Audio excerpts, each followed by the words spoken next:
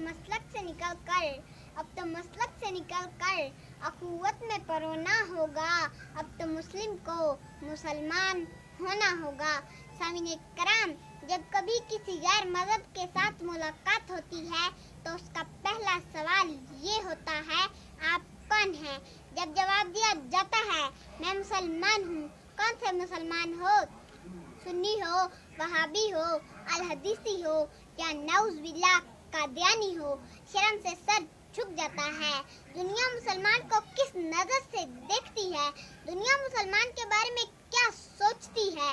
वो मुसलमान जिसका खुदा एक है, वो मुसलमान जिसका नबी एक है, वो मुसलमान जिसका कुरान एक है, उसको किसने अपने मफाद के लिए, उसको किसने अपने पेट के लिए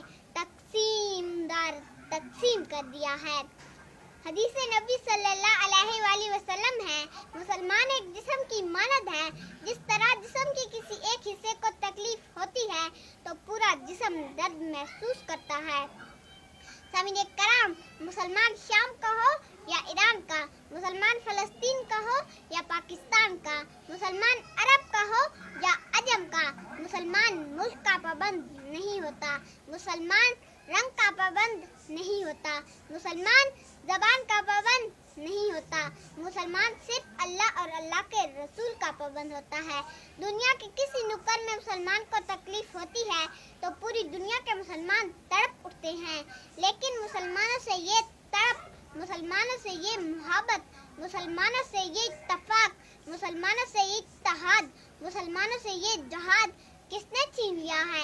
आज बर्मा के मुसलमानों को खून से नहलाया जा रहा है। आज बर्मा के मुसलमानों को आग में जलाया जा रहा है। दुनिया के मुसलमान खामोश तमाशाई बने हुए हैं। आज बर्मा के मुसलमानों की बेटियों की इज्जत तार तार की जा रही है।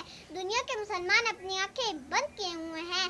खुदारा मसलक से बाहर आ जाओ, खुदारा मसलक से बाहर आ जाओ। एक मुसलमान होकर सोचो, सलाउद्दीन अयूबी बनो, मोहम्मद बिन कासिम बनो, तो फिर देखना क्या होगा। दुनिया में कोई और नहीं, दुनिया में कोई और नहीं ईमान होगा। जिस तरफ देखोगे मुसलमान मुसलमान होगा।